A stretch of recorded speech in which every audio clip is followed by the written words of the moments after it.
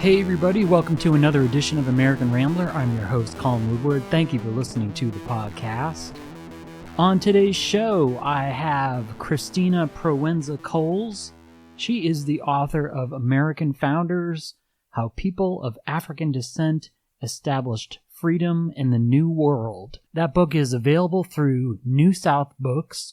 It is in paperback now, and so I'm recording this on the day it came out in paperback, January 11th, but it has been out in hardcover for a little while, but not that long. It's been 2 years. So 2 years from hardcover to paperback is pretty good. So the book has been doing well. Christina has gotten some notice from at least one celebrity who we're going to talk about later in the show. She is teaching a little bit and writing. We know each other from our days at Virginia State.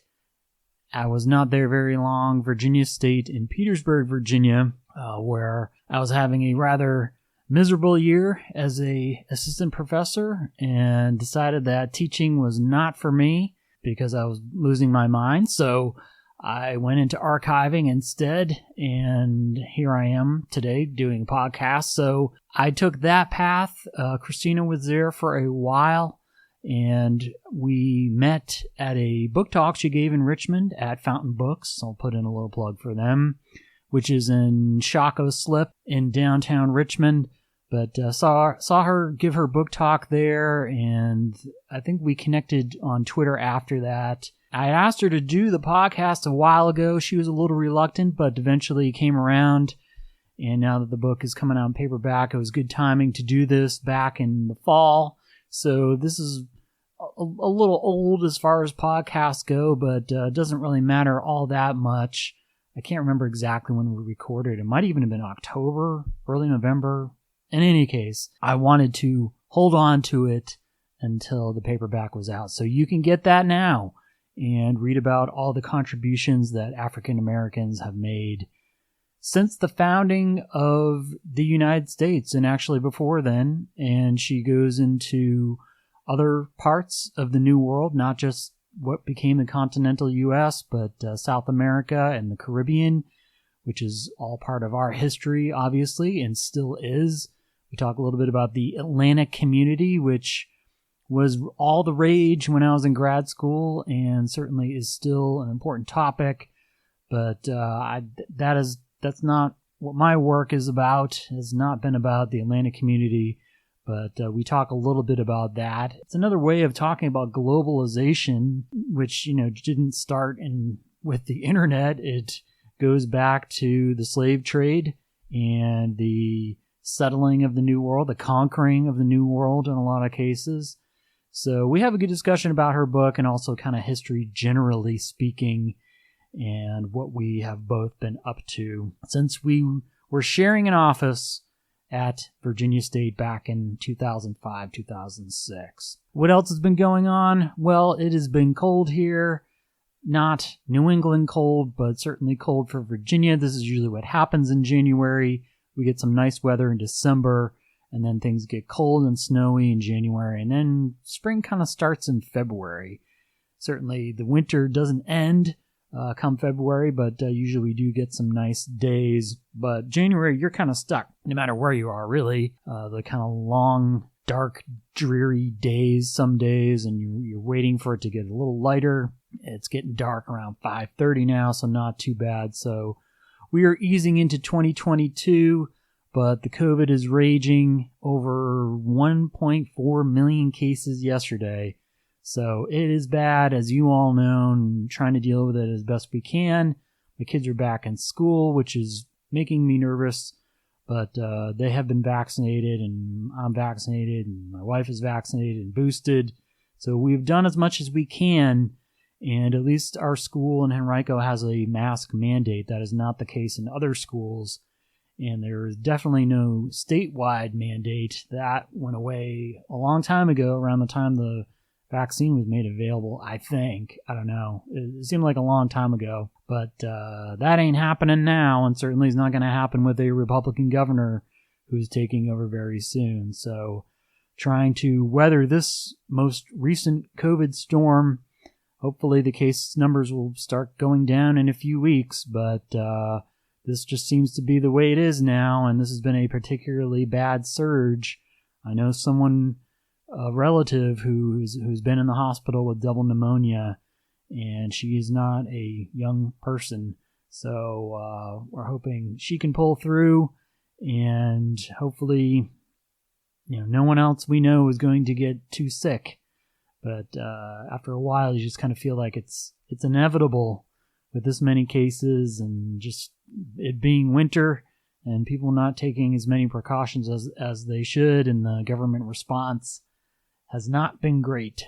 So hopefully we can get through this awful surge right now and try to enjoy things at a somewhat normal level, which seems like it hasn't been the case in a while. I know it's only been about a month or so, but anyway, I hope you're doing okay, and hope you will enjoy my talk with Christina Proenza-Coles about American founders. I guess there's pros and cons to doing a video chat, but I just feel more comfortable about it. I guess, do you feel that way? Yeah. Oh my God. Okay. Yeah. No, I've had so many things I thought were audio, but we do it over video and it becomes audio. But like I'm spending all this energy on the video part of like reading the person's face, and you know what I mean? And then right.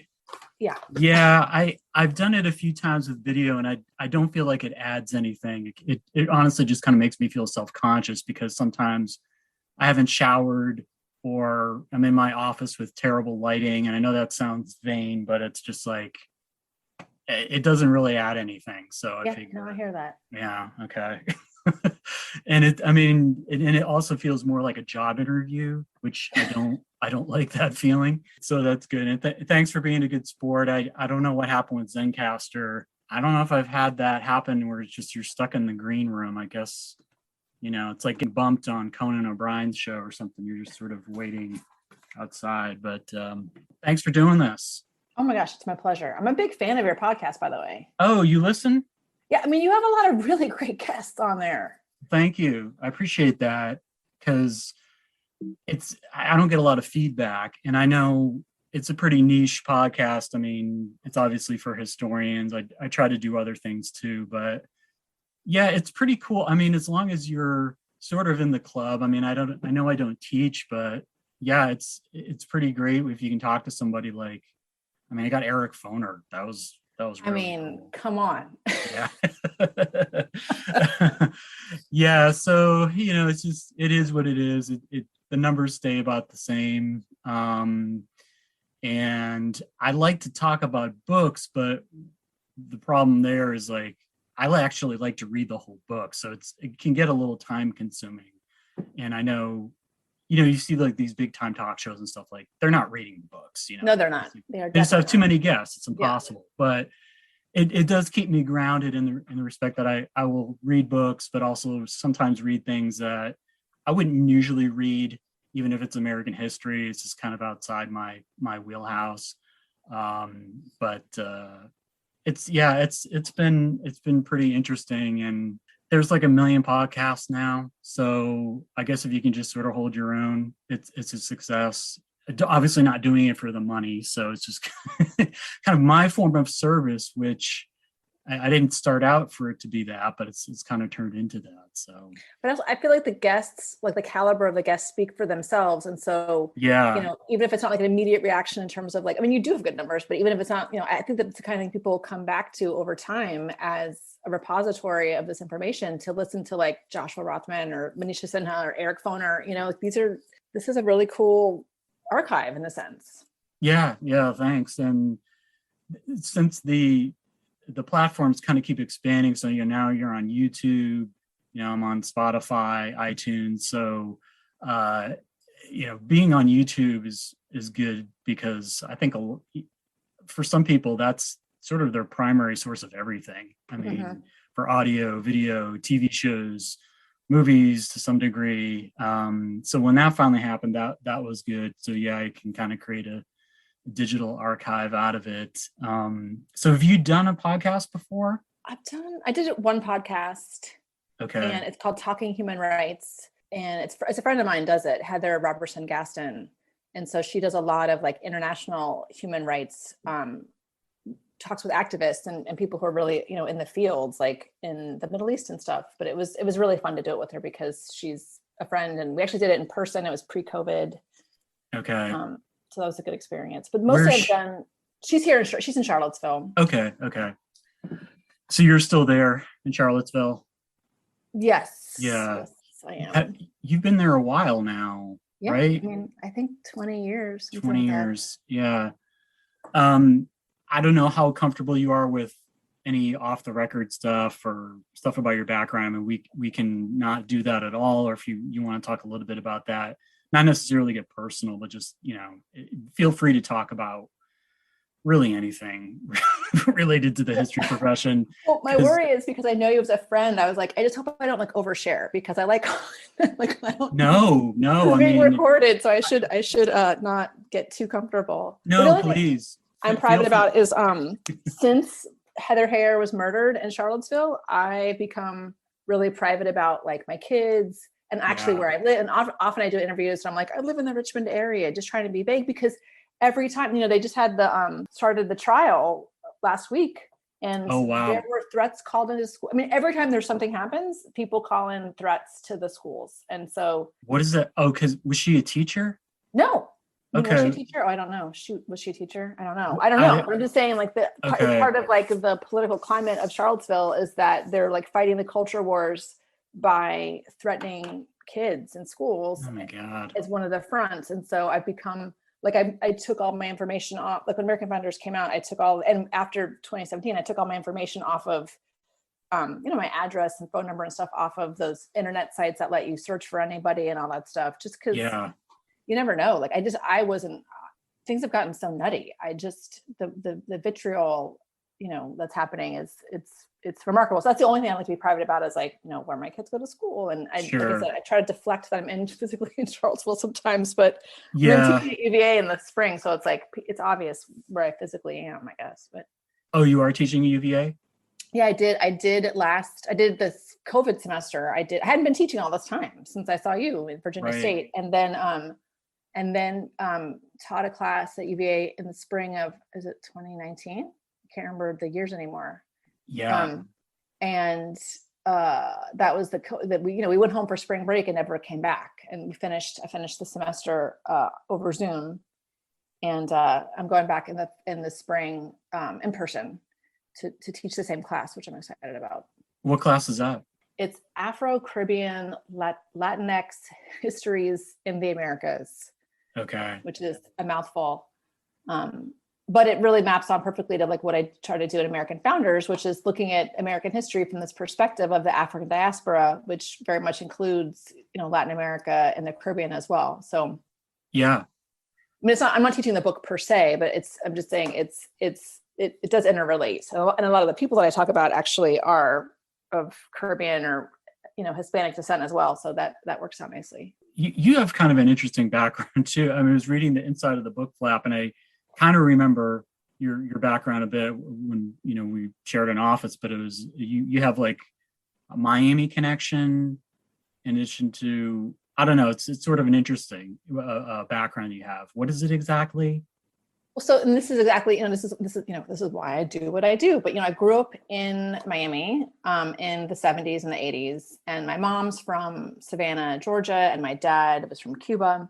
And Miami in the 70s and 80s was just, you know, all my teachers and my friends' parents and my television shows were saying, you know, racism is bad. And, you know, Dr. King has a dream, but you could look around Miami and see it was very obviously a very serious apartheid city.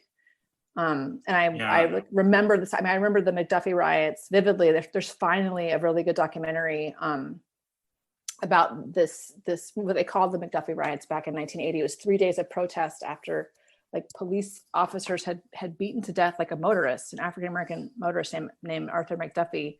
And I remember I could, you know, see the smoke, I could hear the sirens. And then you know, the Mariel boat lift was happening in the 80s. And then there was like what they called then like the Haitian refugee crisis. And it was all very, you know, evident to me that racism was a driving force in all of these, the way all these events were characterized, individuals were treated and the policies and stuff. So as a kid, I was like, what is going on? You know? Yeah. And so that's what got me interested in just the history of like race and ethnicity and stratification in general. I mean, I wasn't necessarily going out for the African diaspora, but that was obviously a part of it. But that was the sort of impetus for wanting to study more about, where did these racial categories come from? Where did this ideology come from? Why do we have these policies? And your dad, was he one of the people that fled Castro in that wave? No, his family actually was fleeing Batista in the Okay. 40s. So yeah, they were just Yeah. they were old school. But my dad shapes my Okay. story though, in the sense that my first little published article in graduate school was called "What Color is Cuban?" because I was looking at how my dad was able to sort of he was really young. He was like 7 when he came to Miami, and he had the whole story of like he went to elementary school and teachers changed his name from Mauricio to Morris in a heartbeat, and he learned English, with a Southern accent, and he learned all the cultural codes of being kind of a quote unquote white American. And then the other thing that's sort of interesting in Miami is that in the 80s in Miami, there's this, kind of reverse acculturation where Cuban culture becomes the dominant culture. Hispanic culture becomes the dominant culture. And there, in 1986, they elect a Cuban mayor, and, the city hall, the government has since then has often been people of Cuban descent.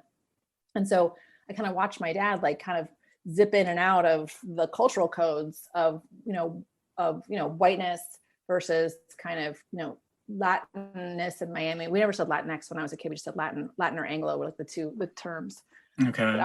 But it really brought to to focus for me how whiteness was like a politically constructed tool, and a set of cultural codes that certain, people could adopt and utilize, and other people didn't have access to it. So that was another sort of shaping of my interest in all this stuff about like race and ethnicity and stratification. Yeah, well, growing up in the 80s, my portal into Miami culture was, of course, Miami Vice.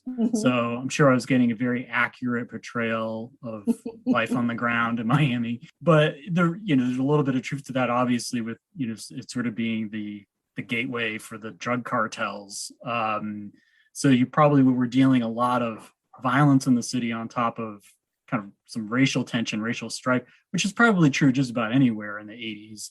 But it seems like Miami, it was particularly heightened. Were you sort of insulated from the rough stuff? Did you grow up in like a good neighborhood, or? Yeah, I mean, I would say I was very insulated from the rough stuff. Yeah.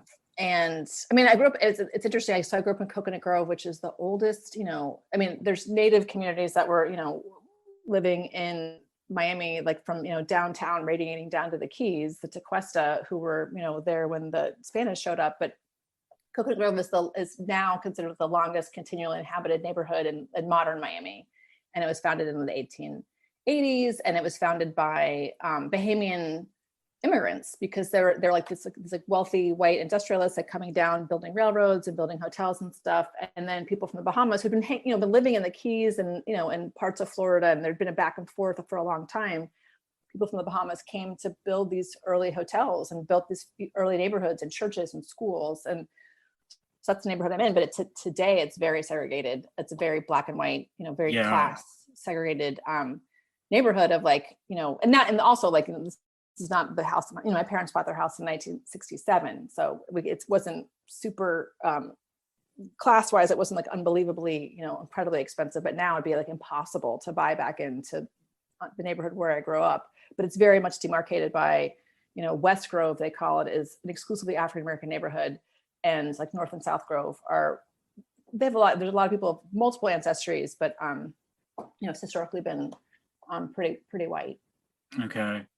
Well, unfortunately, depending on wherever you grew up in this country, it's kind of like that story repeats itself, state to state, city to city, or whatever, like again and again. And I mean, I grew up in Massachusetts, and obviously, Boston has a weird history too. And like, so you can go either way. Some people are like, well, Boston's been a racist city and it's a segregated city and all this stuff. And on the other hand, it's like, well, compared to what? Memphis, Birmingham, San Francisco. I mean, it's sort of just this American problem, this American story. But unlike you, I mean, where I grew up was Central Mass, it was lily white. So all this sort of cultural mixing that you had firsthand experience with, I did not at all. So it's really just been through educating myself, moving around a little bit. I've gotten a better sense of the culture of, certain cities, certain states, whatever. I mean, Miami, I've been there once. I mean, so I don't really know the city that well, but obviously now Florida has a very odd political thing going on. But I'm sure, growing up, I mean, that was probably good in a lot of ways for you to see these other cultures interact. And then you go to New York, which I'm sure there again, it's very a diverse culture. But did you do your undergrad in New York or somewhere else? I did. So, but before, just leaving Miami, I have to give a quick plug to this book by Nathan Connolly called A World More Concrete that I think came out 3 years ago. And it just explains this whole history of like real estate capitalism and segregation. And it just literally takes you by the hand and explains like why Miami is the way it is, why it's laid out the way it is. It explains segregation. It explains how, resources were funneled to certain communities and, literally like taken away from other communities. And I wrote him and I just said, this is the key that unlocks like all the stuff that I've been wondering about for the last 50 years. Yeah. So A World More Concrete does a really nice job of giving you the Miami story. But for undergrad, I left Miami and went to Swathmore outside of Philadelphia, a little private liberal arts college that's like very Quaker, and people are always like, is that co-ed? I'm like, yes, it's always been co-educational, like since the 19th century. But okay, it was great. It was teeny weeny and really emphasized, scholarship, which I needed. Yeah, Good emphasis on that, and it was a great experience. It was a great school. You were a history major? I actually was a psychology major. Okay. Which is part. So my question was, why do these racial categories mean so much? Why are we so emotionally invested in them? How do we get, how do they function? And so for me, psychology has always been kind of a big part of that question. And I also did some African American history stuff with. There's a professor named Catherine Morgan. It wasn't like it developed. There's one professor who taught African American history when I was there. This was like 1988, 89. Yeah. And I also got prepared for teaching social studies in secondary schools at that time, which was really hard as it turns out. So then I was like, wow, much easier to just go to graduate school, which is that's what I did. Did you go straight in? I took a year off and I traveled around. I backpacked around different countries in Asia for a while, which was really, really like one of my life highlights. So it was amazing. Like literally walked from like northern China walked from Vietnam into China, like over like a footbridge. It was incredible. So that was a great experience. But then kind of went, and then I worked at a bookstore. I worked at a fantastic bookstore called Books and Books in Miami, which is now this kind of like leading edge of independent bookstores and just cultural force in Miami. But that was a great, also little segue before graduate school, where I was working for Mitchell Kaplan at Books and Books, and the Gables was another super highlight before I went to New York. And the reason why I went to New York is because the way I remember it back then, there were programs, they're like graduate programs in African American studies at Temple and Harvard is the way I remember it. And like, that was it. But what the new school offered was a master's in liberal studies. And it allowed you to take classes in any of the departments of, anthropology, psychology, sociology, political science, history. And that's what I wanted to do. So I just wanted to ask these questions about race and ethnicity and stratification, and then go to all the departments, which is what I did. And but then eventually they didn't have a doctoral program, so I switched over to sociology, which was great. And I had some fantastic professors. One of them was Janet Abu-Lakode, I took her as an urban sociology professor, and she was fantastic. But she also wrote this book called Before European Hegemony, that talks about how there was a kind of a balance of power between the East and the West around 1000 AD in the Middle Ages that could have sort of tipped in either direction. And she writes this whole historical argument for, why it ends up the balance of power, goes to the West, but how, it kind of, it's one of those things about like contingency and like, it could have been different. So she had a real historical bent that to this day, I still use her book when I teach, but that was a great experience. And then finally I ended up doing a historical studies program as well. So getting a dual doctorate in historical studies and sociology. And the new school is that kind of school that lets you do that, of just, it's very interdisciplinary, super progressive. My story there with the historical studies thing was that they had Robin Blackburn was a visiting professor, and he just published, I think it was The Overthrow of Colonial Slavery, or maybe it was I can't remember which of his books had come out, but I'm a super huge fan of his as far as like comparative historiography. And I sat in on his classes. I was kind of done. And I sat in on his classes and ended up going back for the historical studies coursework and exams and stuff because of working with him, just to be inspired to get really historical and to get really comparative in my quest. And who was your advisor? So my advisor was Eli Zaretsky, who is still there, and he was a fantastic cultural historian. And Robin was on my committee. And then there's a time where Adolph Reed was a visiting professor. And so I kind of got started with a lot of the dissertation stuff with Adolph Reed, but he was no longer there when I was winding up. I took forever also to go to school. I mean, I'll just admit that. And I was teaching as an adjunct, like in different schools at like Fordham and the Cooper Union. It was great. Well, those are good. Those are all good schools. And I mean, I took 8 years to finish the dissertation, so I was not quick. I wasn't really in a hurry either. I mean, why keep your student debts low when you can just, put it on the credit card for another semester? But no, I think it was really the lifestyle. I really enjoyed being ABD and stuff. And it was kind of felt like a big reward after, comps, and the first year was pretty brutal and writing a master's thesis and all this stuff. So yeah, I was in no hurry. What was I going to say? Oh, what was your dissertation on? So I was really, as far as like trying to find my place in like this history of race and ethnicity, I was really interested in whiteness and about how whiteness, and it's, I mentioned my dad, and just sort of recognizing like that it's sort of like it's a very historical, variable political tool that, it expands, it contracts. And so that was what I was interested in. And so my dissertation, because of Robin Blackburn, ended up becoming comparative. And so I compared how whiteness was codified in colonial Virginia versus colonial Cuba. Okay. And also looking at and then I'm sure David Roediger's The Wages of Whiteness, that looks at 19th century labor formation in terms of like whiteness becoming this like sine qua non of like manhood and citizenship. And I was also kind of wondering so how does that play out in Cuba? And so the dissertation goes from like the earliest colonial period to the 19th century, industrialization, sort of nation building period. And isn't it great that everything we studied is so relevant, like to this morning, about white backlash, whiteness, racial hysteria, playing the Southern strategy. I mean, it's insane.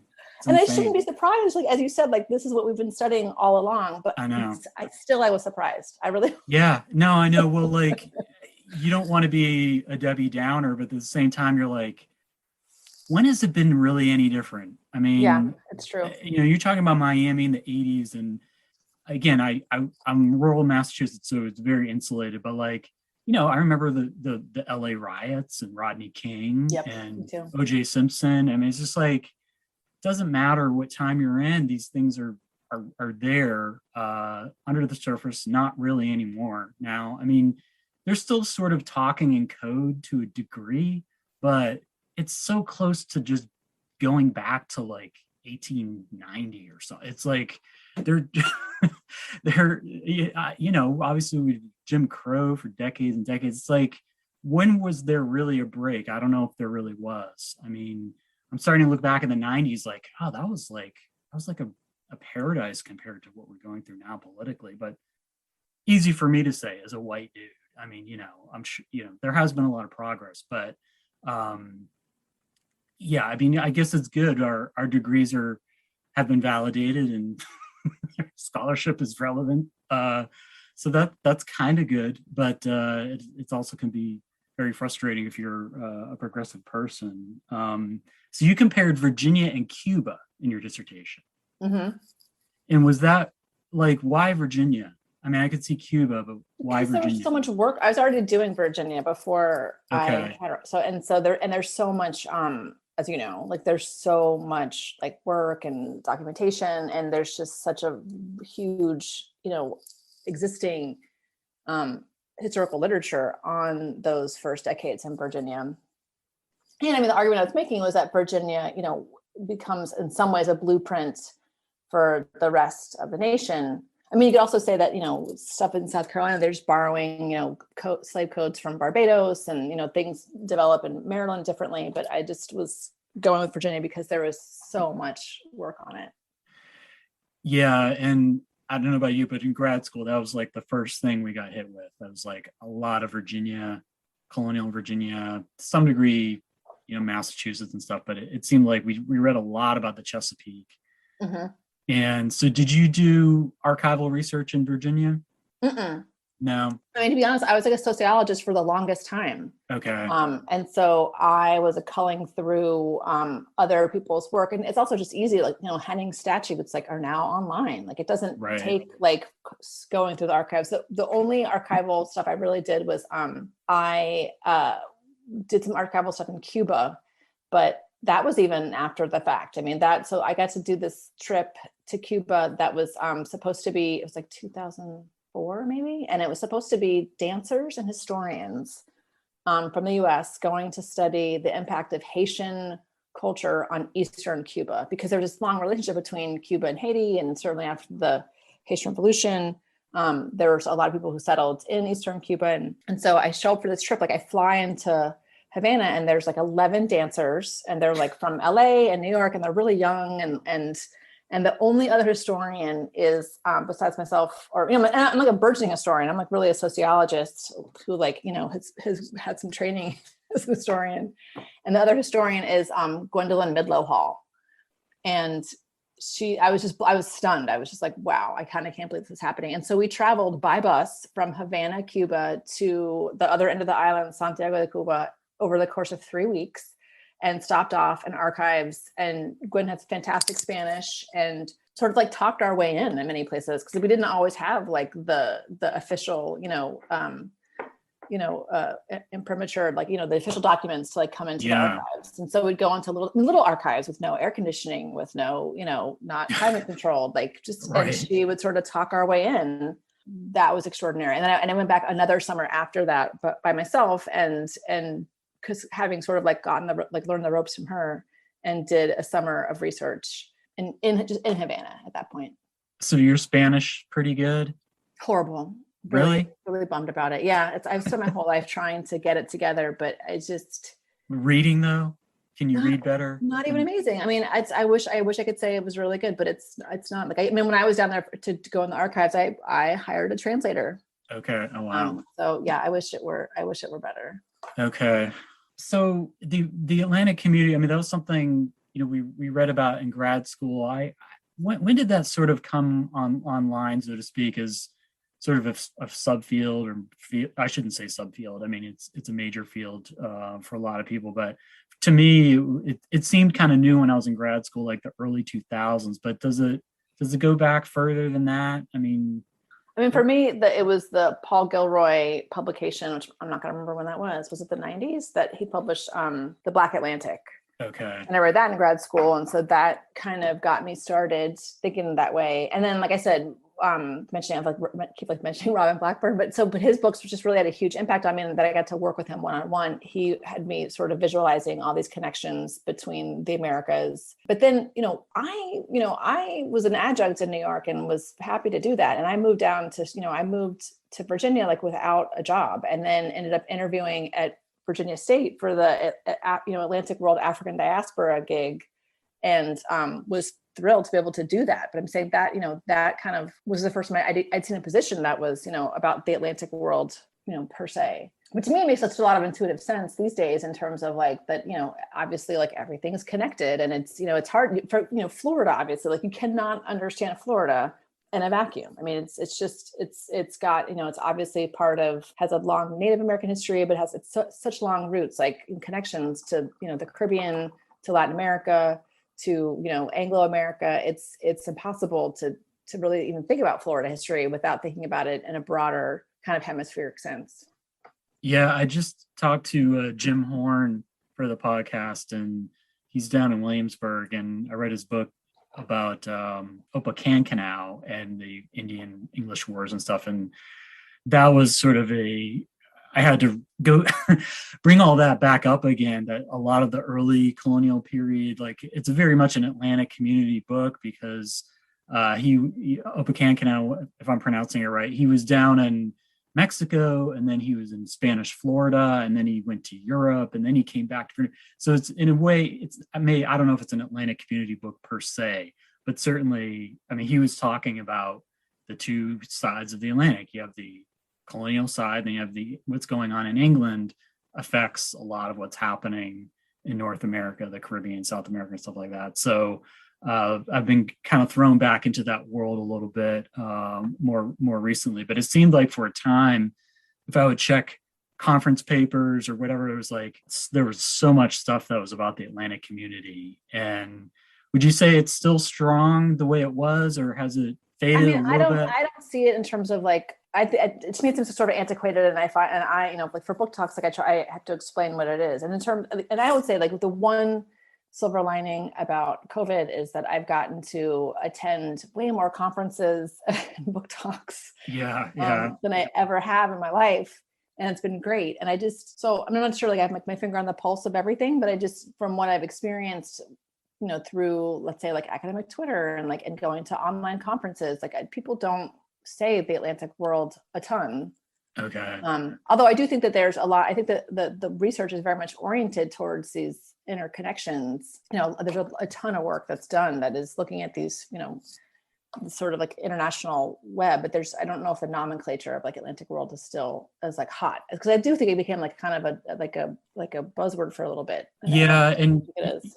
You can also kind of judge it by job ads, like if they're asking for it still, you know, the historiographies may be shifted and stuff, but it's depending on what you study. I mean, like in Civil War circles, it seemed like for a while, everything was memory, like every conference paper, every other conference paper, every other book had memory attached to it. And I think it's still fairly strong, but it does seem like that has kind of faded too a bit. So, and there's just how these things go. But it's interesting to see how the historiography shifts, because my department at LSU was pretty conservative, and so we weren't always on the cutting edge of stuff. So I got a little bit of the Atlantic community, but mostly it was kind of, you know, a little bit more obviously Southern based and United States based.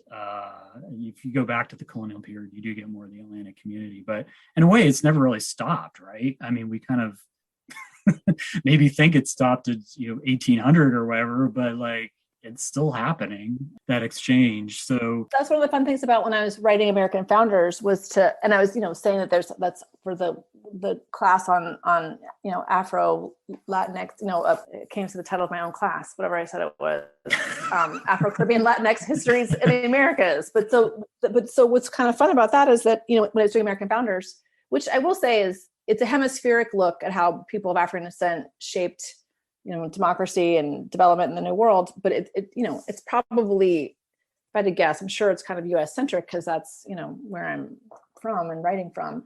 But it was so interesting to see how many times people of Latin and Caribbean descent are part of this history. I'm thinking of like the Afro Haitian soldiers who fought in the Siege of Savannah during the American Revolution, or in the Battle of New Orleans in the War of 1812, or just these little things that kind of a detail, or like the first Black, and I hate doing the first Black anything, but the first like Black professor in a predominantly white college was this Afro-Haitian mathematician. I'm just that the threads have always been there, and I wouldn't necessarily say that's like Atlantic world, but it's just kind of the history of the United States, and it's part of the warp and woof of the United States, whether you want to call it Atlantic world or not.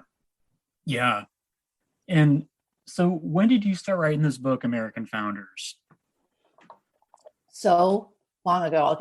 I'm so long ago. It's almost like embarrassing.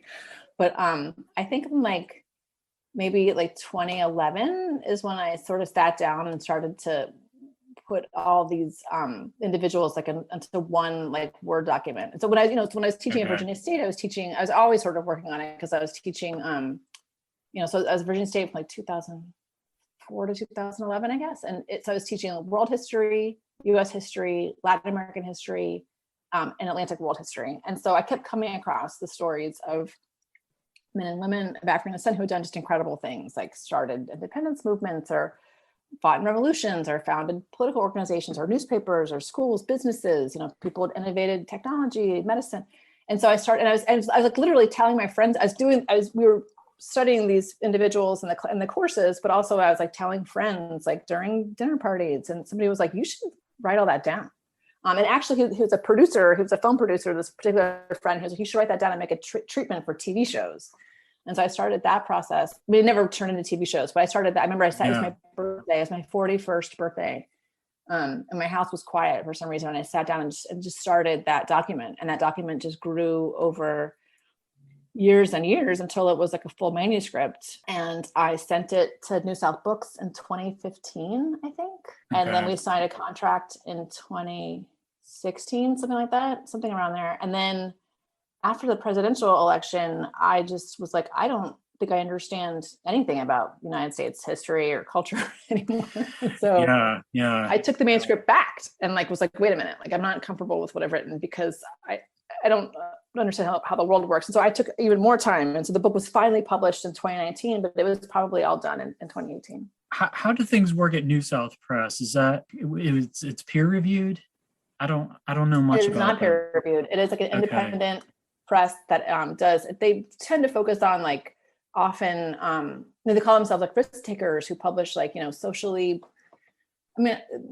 progressive, I would say. They do a lot of work with publish a lot of books about civil rights history, and so they've got one coming out. They just did C.T. Vivian's memoir. They just published. They've got another book coming out that's about Mississippi youth activists in the wake of the Emmett Till murder. They do history books they just did one called the 14th Colony about Florida and the American Revolution. But no, it's not peer reviewed.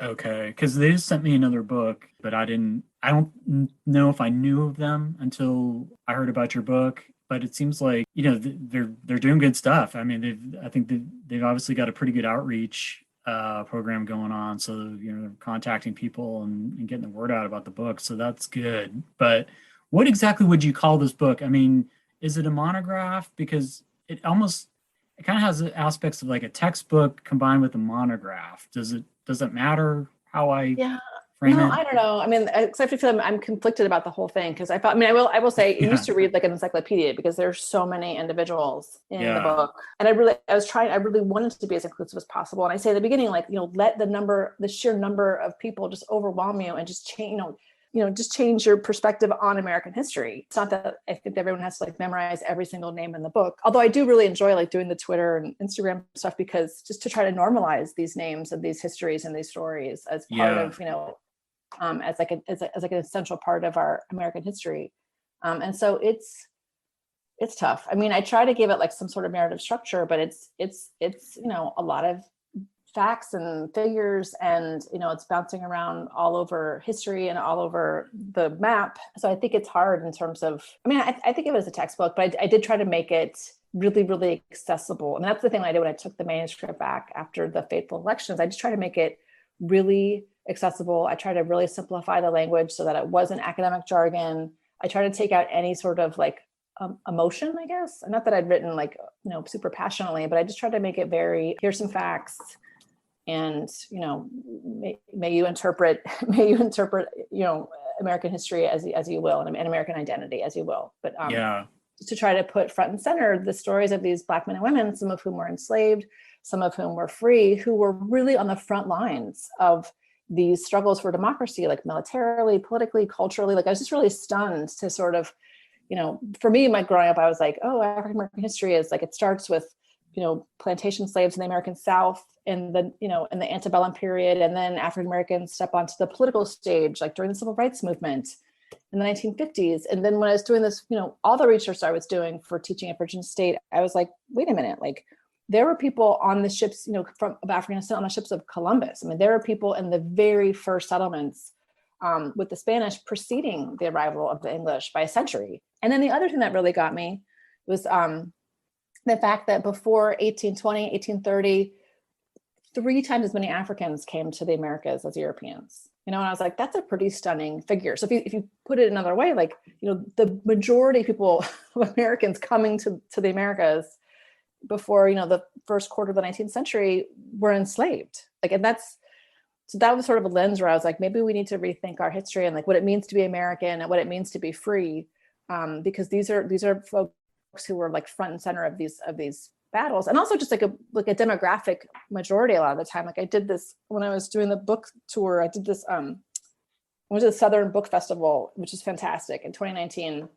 And I got to share in a panel with this other great scholar. She wrote a book called El Norte. Why am I spacing? Her name's Carrie. I can't think of her last name. I love her so much. I can't think of her name right now.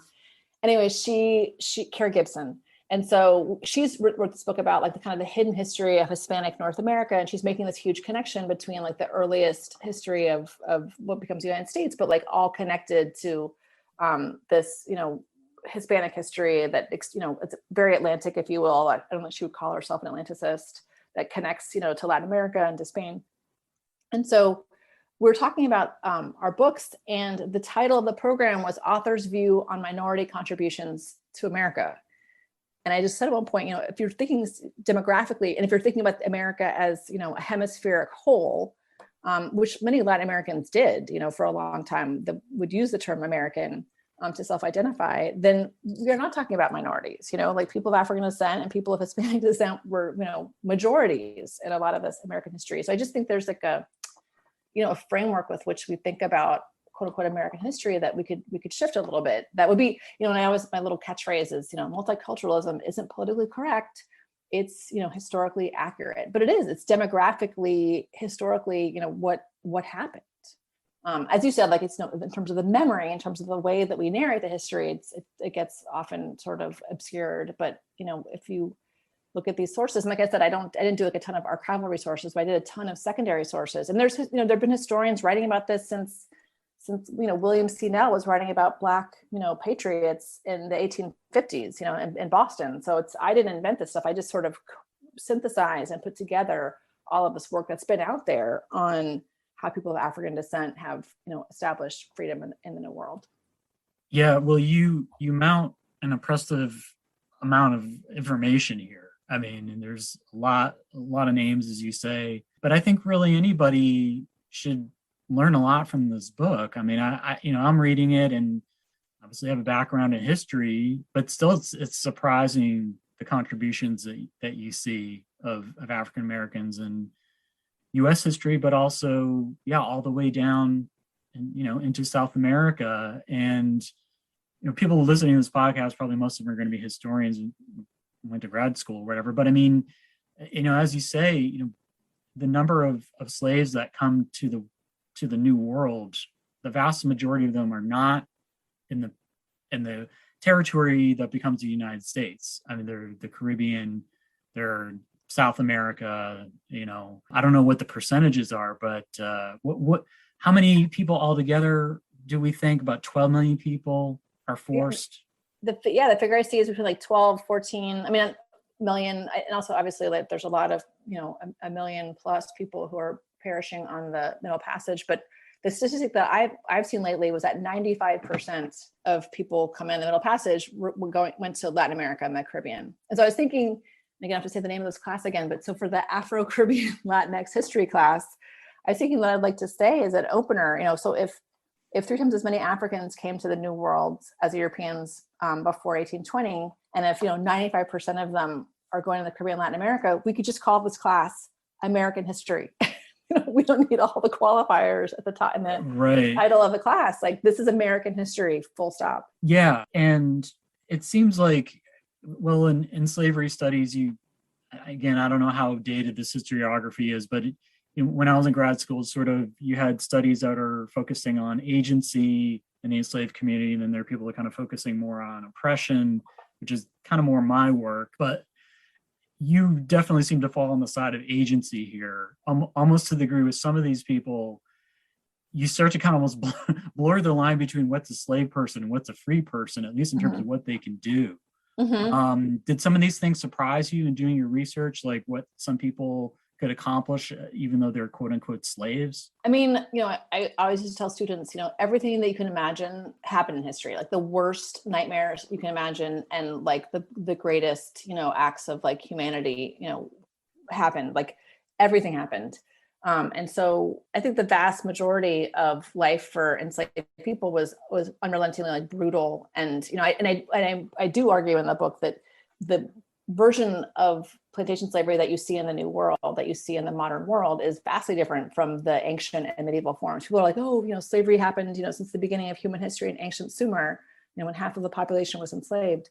But the variant that you see develop in the New World, I think, becomes, unprecedentedly kind of profitable and brutal and widespread and long-lived. And I think that, sugar in particular, as I'm sure but any of the plantation economies, it can be really brutal. And then you read the Thistlewood Diaries from Jamaica, and it's like next level. It's sadism, of what he's describing. The behavior he imposes on the enslaved individuals, around him. But that said, I think that there were individual responses and conditions that people lived under as well. So, in a situation often especially where there's Black majorities on slave ships, on plantations, on certain colonies, an incredible amount of violence was, put into play to try to maintain that order. And it was stunningly brutal. But on the other hand, I think there's always kind of like little pockets of where individuals are able to kind of like carve out ability, an ability to act in certain spheres. And not everybody had that same license, but, I think it was in certain cases, some enslaved people had a fair amount of autonomy, depending on, where they were, when they were living, what they were doing.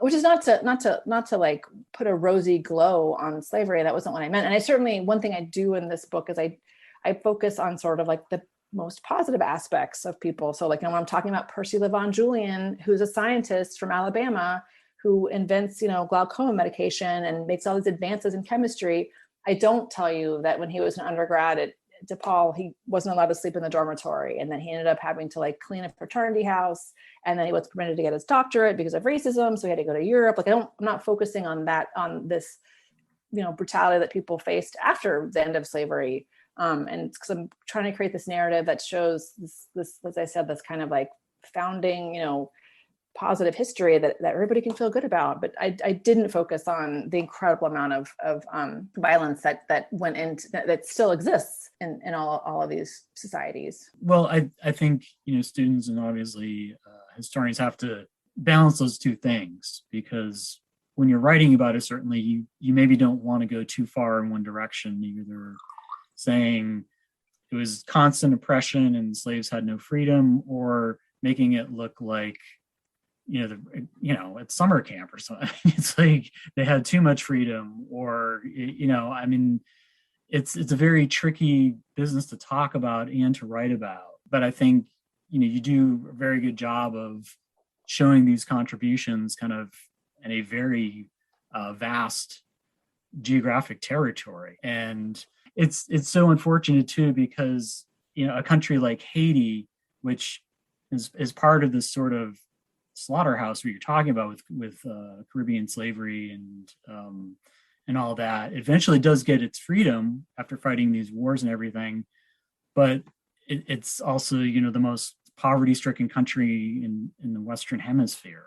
So I don't know why I want to talk about Haiti just for a second, but like, can you maybe talk about like sort of what happens with that country after it gains its independence? Because we still hear things in the news, whether some kind of catastrophe or political unrest, whatever.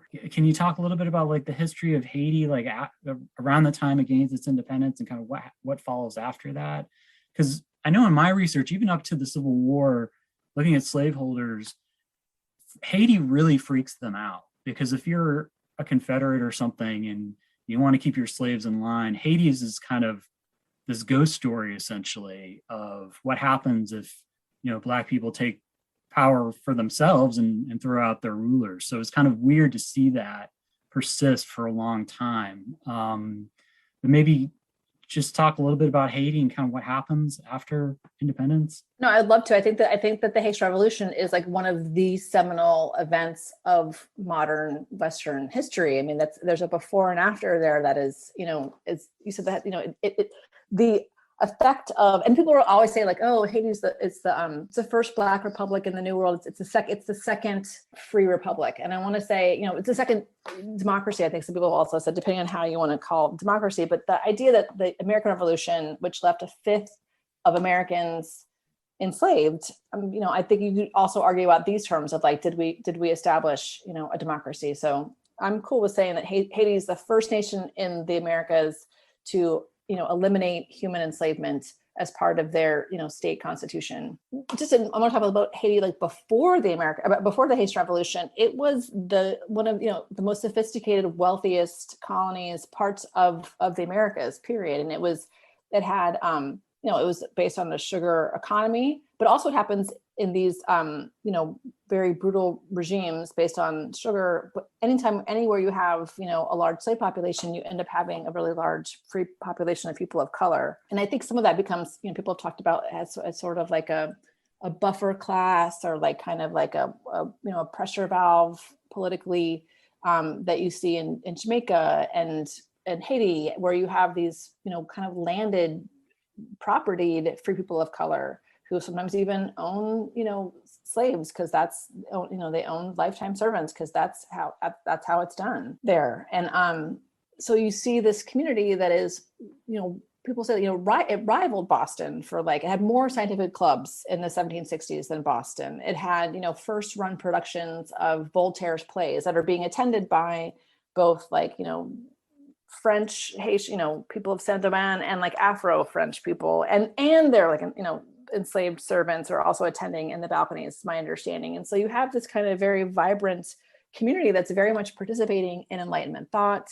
It's a very sophisticated place culturally, it's an incredibly wealthy place. So it's not surprising to me that it becomes this kind of flashpoint for trying to put the Enlightenment, ideals into practice and to make it a political reality, and the way that intersects with the French Revolution, where you have free people of color who are participating in the French Revolution, who are going to France, to Paris, to participate in the National Assembly and to insist on rights. And so it seems, as part of this culmination of this age of revolution, where, I think also you could see, I think I mentioned in the book, in 1795, there were, multiple slave revolts, or multiple uprisings for freedom throughout the Caribbean every year. It's that period of time.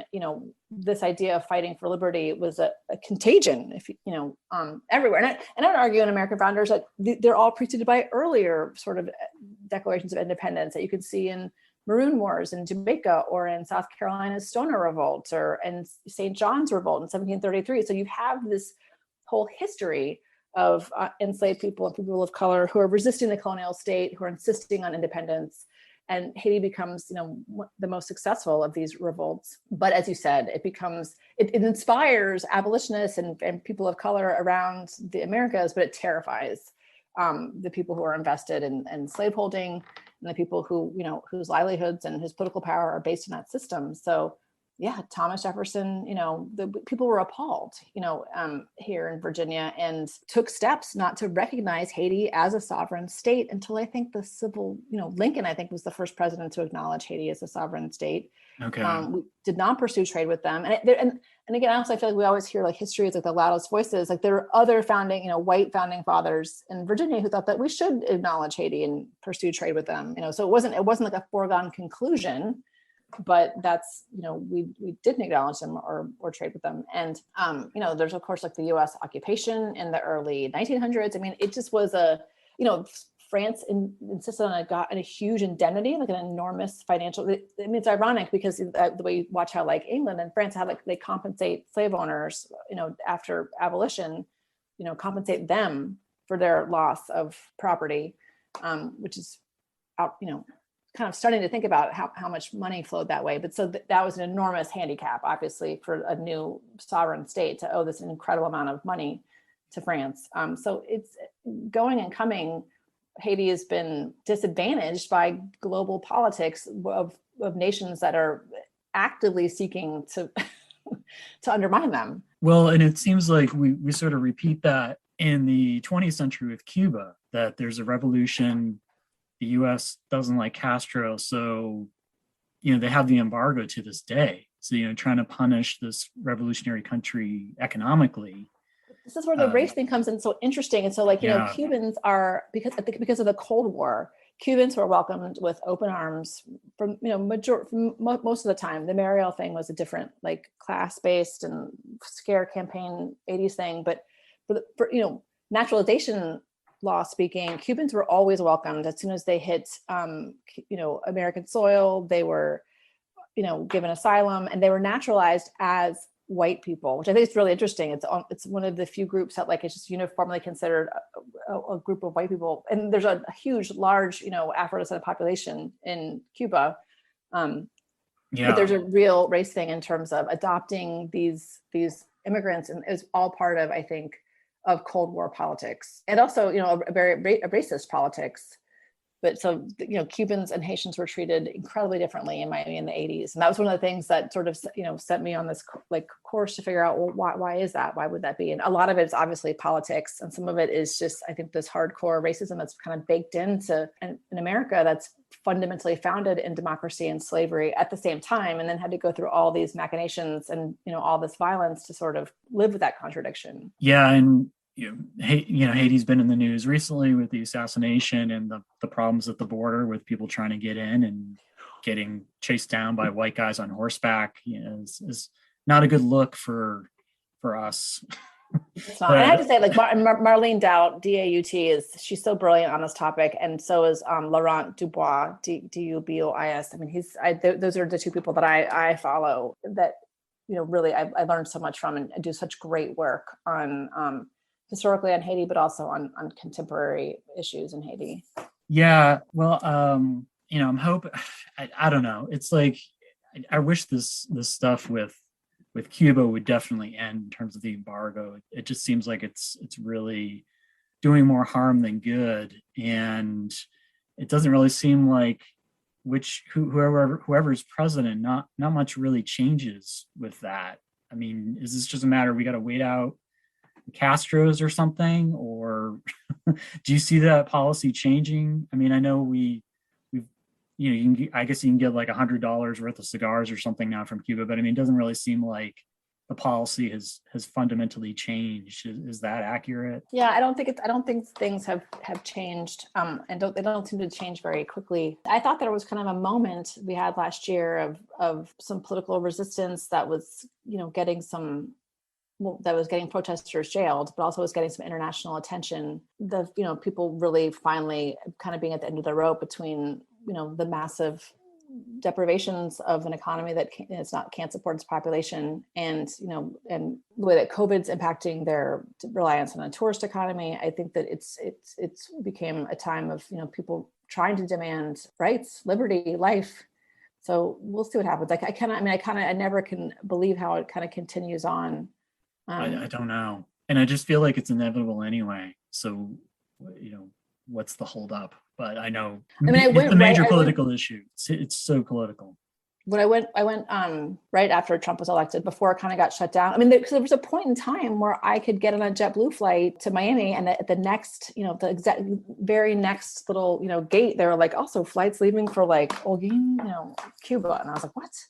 So I actually went with my family just on vacation. Yeah. And there was, it was very quick, and we only went to Savannah, but there was like a palpable kind of buoyancy in terms of like the way the economy was getting lifted by, and there's, tons of Americans going down, and we met, everywhere we went out to, we'd go to like restaurants or nightclubs that we'd read about. We'd run into people from like New Jersey because they'd read about it too, or like, there was a lot of Americans going. Yeah. But there was a real sort of, I think, positive sense that like things are changing and things were going to open up, and then it just got all shut down again. Well, and you just see how history plays out. I mean, it's like the Dominican Republic and Haiti, they're right next to each other. But in terms of, I know they're both third world countries and stuff, but in terms of how they've sort of managed things, it's amazing the contrast you can see. I mean, just like ecologically, like how damaged Haiti is versus the Dominican Republic. It's almost like right along the border. You can see the differences. And such a harsh history too, I think, with the Trujillo regime I mean, I think there's a lot of good historical work being done now to kind of show the connections between the two nations as opposed to the divisions, and because that's a really hard and violent history as well. But yeah, you can sort of see how the cards have been stacked, and that so many nations have I think really, made it really hard on Haitians to survive. I listened to a podcast recently about Papa Doc Duvalier. I mean, he was just crazy. He's crazy. Yeah. And, it's kind of relevant because I hear about the things that he did. I'm like, yeah, this is sort of a running constant with authoritarian regimes, kind of how they act. So it was very informative for me, but yeah, he was something else. And then his son took over after him. So it's just like this long period of, dictatorial rule there. So yeah, I don't know. And just the way things are now, trying to get any real change in terms of diplomacy, it seems like everything's pretty dug in terms of Cuba, especially, but just a lot of other countries in Latin America. I guess in some ways it's gone, speaking of the 80s and the drug problems and stuff, the relationship we had with a lot of countries in that time period was really bad. And we were sort of sticking our noses in where we shouldn't have.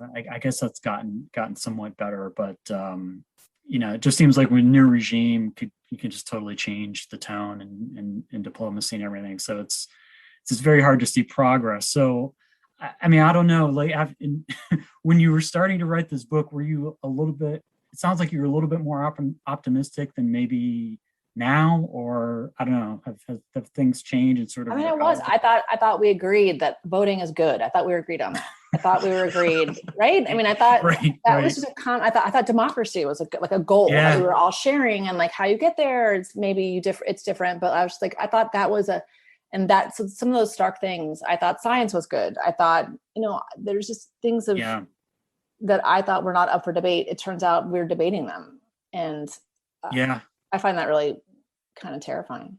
Yeah, it is. But again, I guess, as historians, we keep things in perspective. We see how these things are somewhat cyclical. But again, maybe just the time period I grew up in, it seemed like we were in a very good time economically and politically. There were obviously are always major problems, but like it felt like there was a sense of progress, and that has really been killed in a lot of respects. But again, maybe it's just part of the fight. So I don't know. I have good days and bad days. I don't know about you. It's like sometimes just like, this is so depressing. It's never going to change. And then we go through like the George Floyd protests and the monuments coming down. Like, okay, well, maybe change is here to stay. I don't know. But I was wondering, having gone through all this, like, is this something you kind of want to continue with, like this sort of subject matter? Or do you think, would you want to write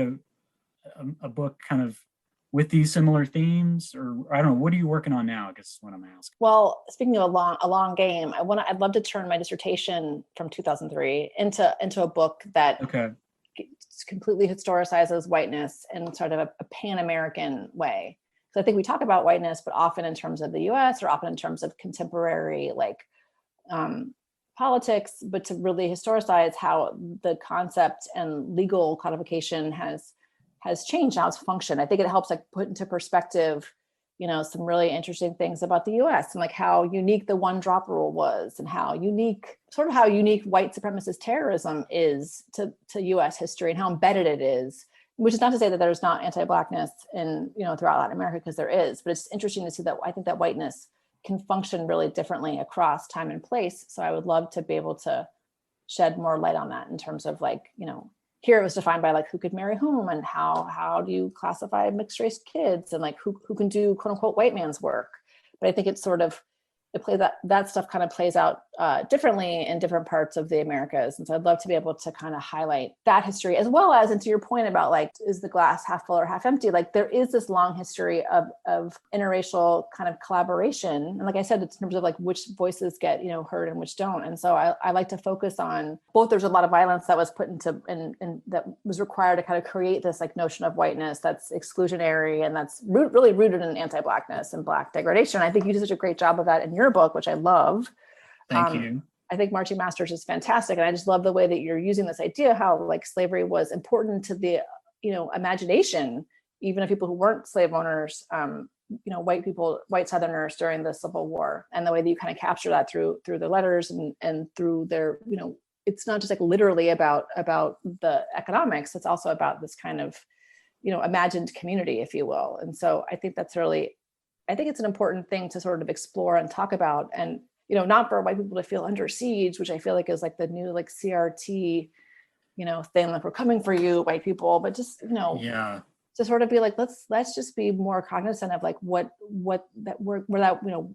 whiteness is and what white supremacy is and how that's function. I think we are getting greater knowledge of how like the United Daughters of the Confederacy, like, created curricula that, created a very specific, disinformation campaign. And I think we're coming a long way in terms of recognizing, that the Civil War was like a war of, not this, romantic war between brother versus brother, but like, it was a war obviously about people who are protecting slavery and people who, protecting the Union. Not to be like cut and dried of like it's all homogenous and like bifurcated, but I think we can get at the complexity of all this stuff. And I think that there's a way to kind of move past this current moment. And I'd love for like to do some work on whiteness to that. But to your other point about American Founders, and I have people who are like, because there's a paperback version of American Founders coming out in 2022. And I have friends who are like, are you still talking about that same book? And I'm like, I am.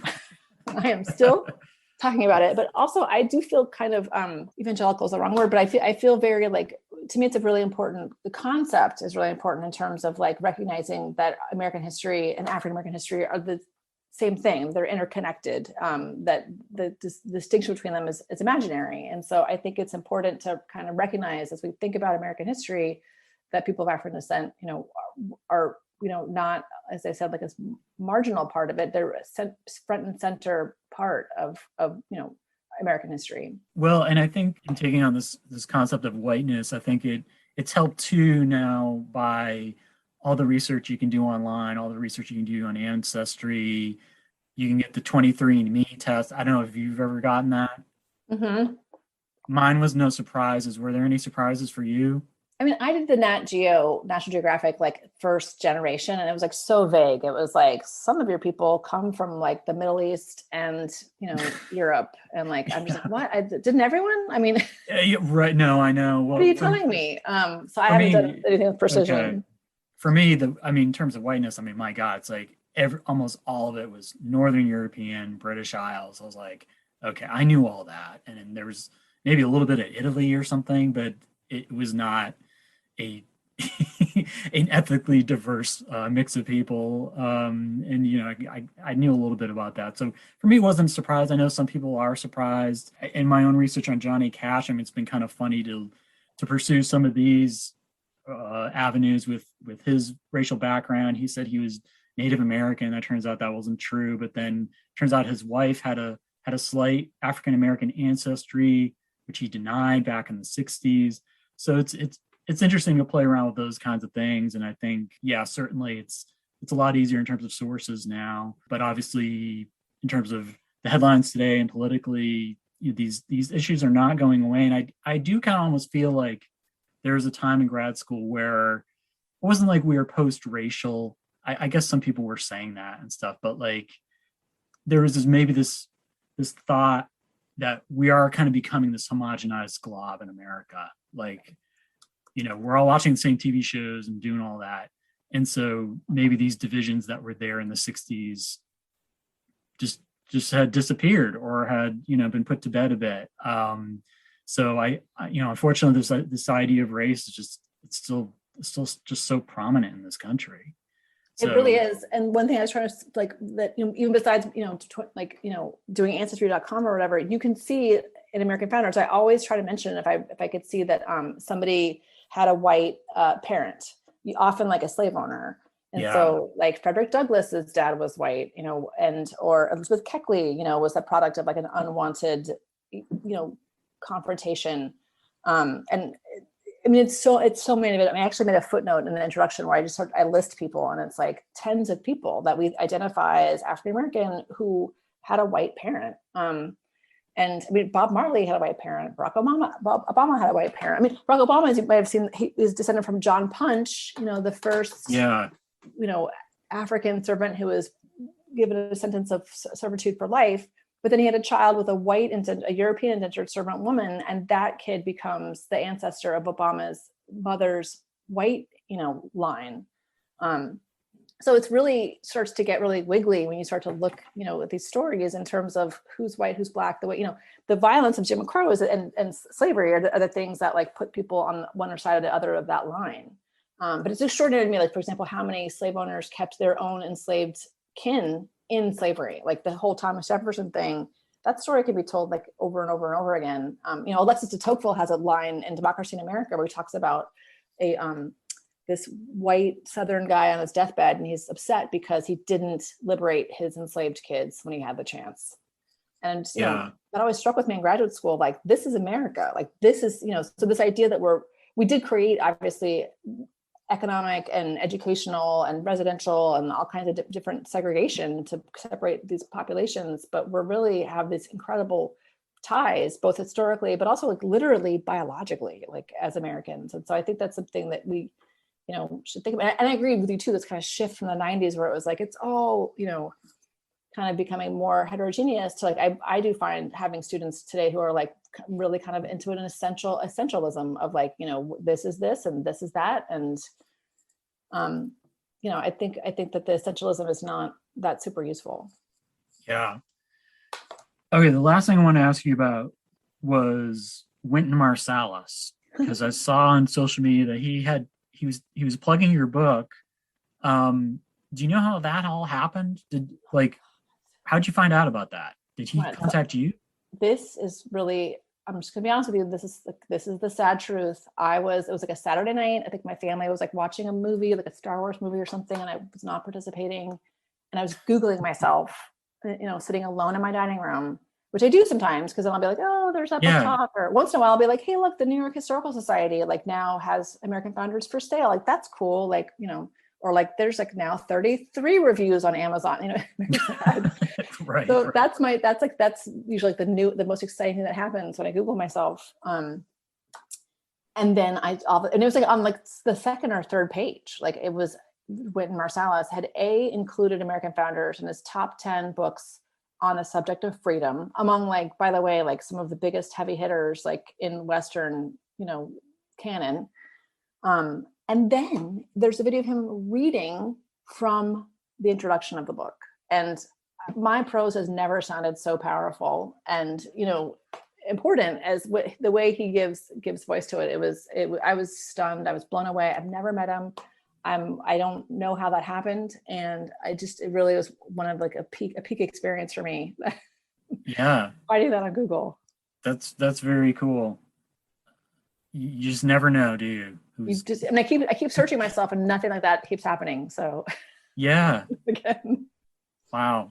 Are you a fan of his at all, or did you just kind of know? Yeah. Yeah. No, I'm a total, but I mean from afar, like not personally. Right. Like, I mean, he's one of the most towering figures like in American culture, like from that standpoint. But because whenever there's like a jazz documentary, you'll see Wynton on there, talking about whatever. I mean, he has encyclopedic knowledge of jazz, but that's very cool that he discovered your book. So it's a major day. Really did. It really did. Yeah. I don't know do you know Kelly Dietz at all? Who's written about enslaved cooks, and she works with me at Stratford, and she posted, I guess Alice Walker had read her book, and she had an Instagram post of Alice Walker. So like, wow. Yeah. Wow. So yeah, that's pretty good. Yeah, that's you can. Yes, never know. I haven't had that moment yet, but who knows? Maybe the Johnny Cash book I can get. I don't know. someone in the country community. I think that could be definitely, I think that I would not be surprised if that happened at all. But also, I think marching masters is exceptional and really should be more widely, taught and read, because I think it's a really important work in this whole understanding of American history. I think it's a really great book. Well, thank you. And I think New South, it sounds like they market their books well. I mean, your book's already in paperback, which is pretty great. I mean, I know someone said, you're still talking about that book, but I mean, it came out in 2019 and here we are heading in the paperback and within 3 years. That's pretty good. They're great. And the publicist is her name's Beth Marino, and she is superb. And I consider her a friend. And so when we have phone meetings, we spend half the time like talking about not related stuff, but she's super bright and has helped me. Like she helps me like when we try to pitch op-eds and stuff, like she helps edit stuff. Like it's very hands-on. They're very passionate over at New South, and they believe in the work that they're publishing, and they really believe in the mission of getting it out there. Like it's a really, I mean, I'm not really sure what's happening in like the upper echelons of commercial publishing right now, but the New South really, they have a lot of heart and are really smart and really dedicated to what they do and to their authors, and they're doing great work. Yeah, that's great. Now, I don't know. I mean, university presses, you have to kind of manage your expectations, and I don't know what's going on in the publishing industry. I mean, I saw LSU Press was crowdfunding. That can't be good, right? Really? Wow.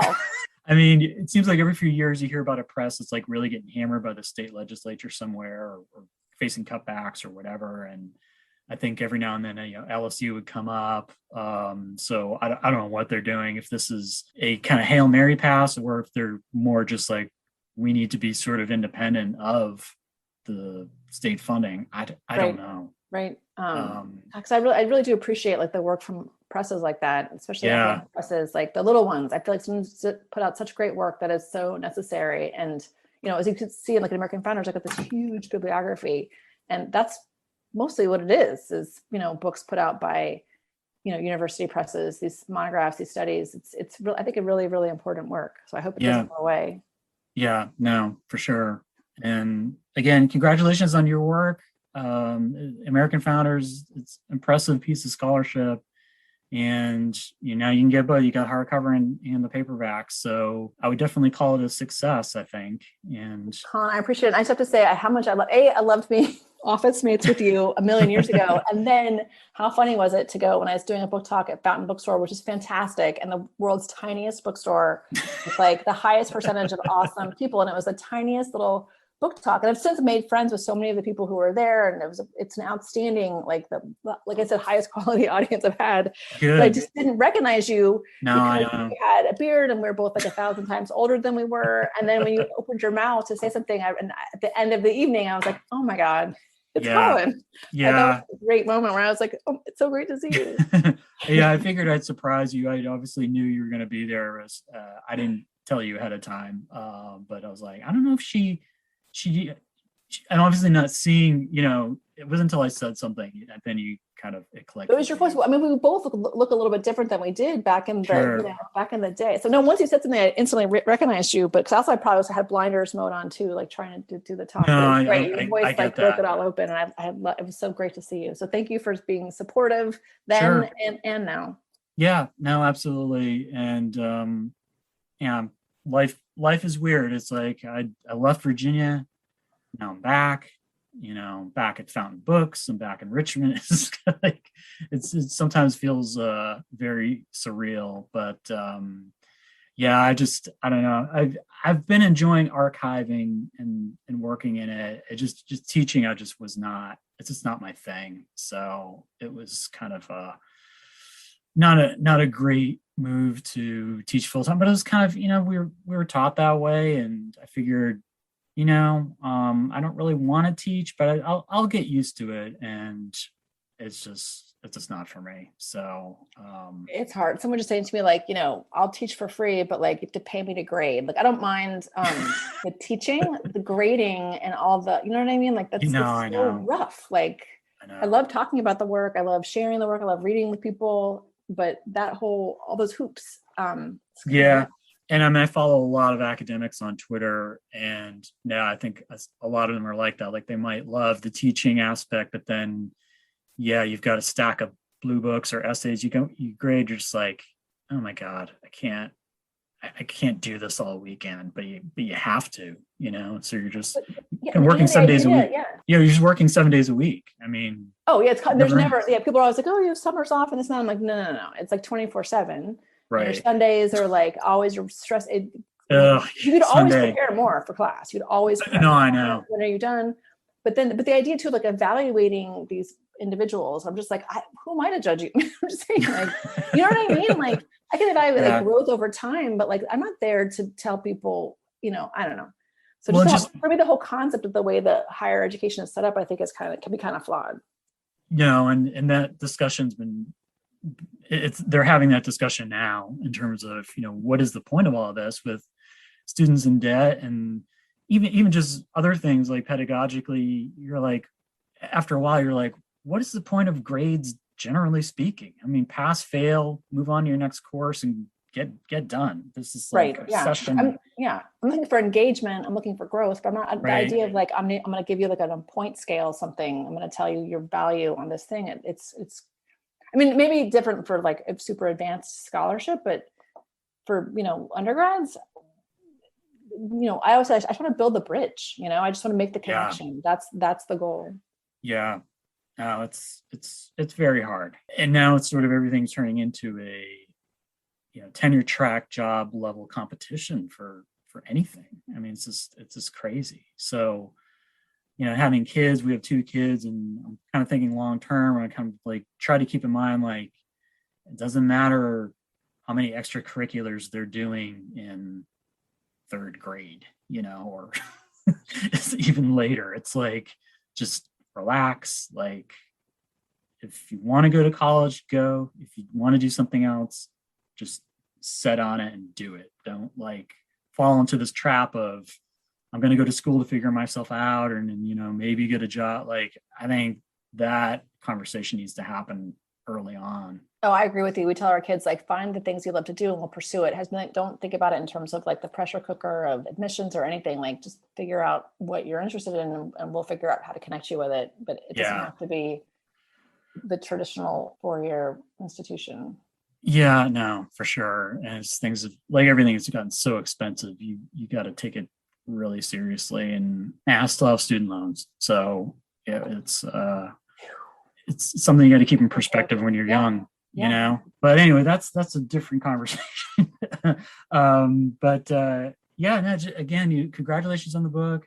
Thanks for talking with me, and maybe we can do this again sometime. Colin, I would love it. We could like meet for coffee or something, or I always love talking to you. Are you ever, I mean, I don't know, are you still doing stuff for the book? Like, would you be in Richmond again? I'm not, I don't think on the docket, but I should. Everything I do now is like kind of virtual, but I need to get out. And by the way, I like Richmond. Yeah, so I do. I can get up there. Okay. All right. Very cool. Well, I'll be in touch. It'll probably take a couple weeks, but when is the paperback out? You said January? Oh my God. Yeah. That's what I'm with a small press. They were like, hurry, it's gonna be November, whatever. And I was like, what? And then, and I tried to like, so then I wanted to thank anyone who's been nice to me, like since the book came out. And so I had put all these scholars in, and then I wanted to mention like Hannah Nicole Jones and then like I spelled everything wrong. And they were like, everything is spelled wrong, but we have to go to press like in 2 hours. And I was like, wait, no, don't. And then they were like, wait, we're going to do it. But it's pushed back to January, which is good, but it's still done. It's close. It's already gone to press, so it's done. Okay. So I already feel guilty about how like I was like, I didn't mention Taboli Glimpse, and like she's so brilliant and her book is so good, So I'm gonna like mention like everyone in the universe, which is not possible. No, I know. You always feel rushed at the very end. It's like you're kind of waiting. They're like, okay, hurry up, get this back to us. It's like, okay. So speaking, where are you with the Johnny Cash?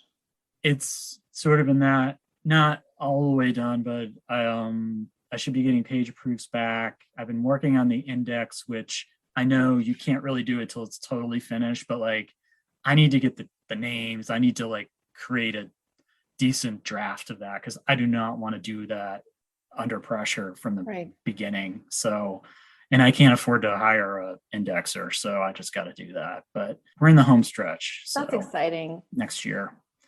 Yeah. So finish. Congratulations on that. Thank you. And then move on to the next thing. Yeah. What's the next thing? It might be Civil War. I've been kicking around this kind of a biography of an abolitionist. You remember the movie Glory, where they burned the town in Georgia, Darien, and Robert Goldshaw's with this Colonel Montgomery, and he was from Kansas. And I've kind of been going down rabbit holes with him because that was not the first town he burned down. So interesting and I don't know anything about really the border wars and stuff. So I've kind of been, it just kind of keeps getting deeper and deeper because he was not an associate of Jim Lane, and he's associated with John Brown. So he's with those kind of fanatical abolitionists out there. So interesting. I don't know if I have enough for a book, but maybe a very short book. I don't know. And at this point too, I mean, with us, like, you sort of have the freedom to kind of do whatever because you're not, under pressure of tenure or publishing or whatever. So it's just kind of like, well, whatever. If it happens, it happens. But I got enough of other stuff going on. So just when I can find time, I'll do some research. But I don't, I love that. He goes with those people. I was saying that like these other voices are so loud we don't hear, but these other, Americans. I love the idea of going down the rabbit hole on this individual who I've never really thought about. Yeah. So it's sort of the flip side of Marching Masters. It's a Union abolitionist who is racist, but anti-slavery, as probably most of the abolitionists were. But anyway, at least with Glory, had that connection. People might know who he is, and is actually pretty well portrayed in that movie by, I can't think of the actor's name, but thought he did a good job. So we'll see. But yeah, first things first, just sort of survival right now. It's kind of what it feels like. I hear you. Well, let's keep in touch because this was really fun, and I'd love to keep talking. And well, thank you so much. All right, thanks, Christina. Great talking to you. All right, be in touch. Take care. Excellent. Bye-bye. You too. Thank you. Bye. All right, that was my talk with Christina Proenza-Coles. I hope you enjoyed that. Once again, her book is American Founders: How People of African Descent Established Freedom in the New World. Available through New South Books. You can get it now on paperback, so check that out. Would probably be a great book for a class at the undergraduate level, but I think anybody who reads it will learn a lot, as I certainly did. You can also check out my book, Marching Masters: Slavery, Race, and the Confederate Army During the Civil War, available through University of Virginia Press. I think I saw a new copy going for $34.95 on Amazon, so a little cheaper than the usual cover price. And I am giving a talk in February at the University of Mary Washington on the book, because a teacher there promised if he assigned the book, I could come in and do a talk, so I'm going to do that. And also got an invitation to do a talk at the Civil War Roundtable in Petersburg in the fall. But I've not been great at responding yet, but I think I will do that, assuming the COVID protocols are good, and maybe in the fall things will be looking a little better. But I don't know. I think every winter it's going to be bad, but I guess we can pretend it's not in the summer and the fall. I hope you're doing okay. Your 2022 is going well so far. We're not far in, and who knows what the hell is going to happen, but hang in there, and I will be talking with you soon. All right, take care. Bye.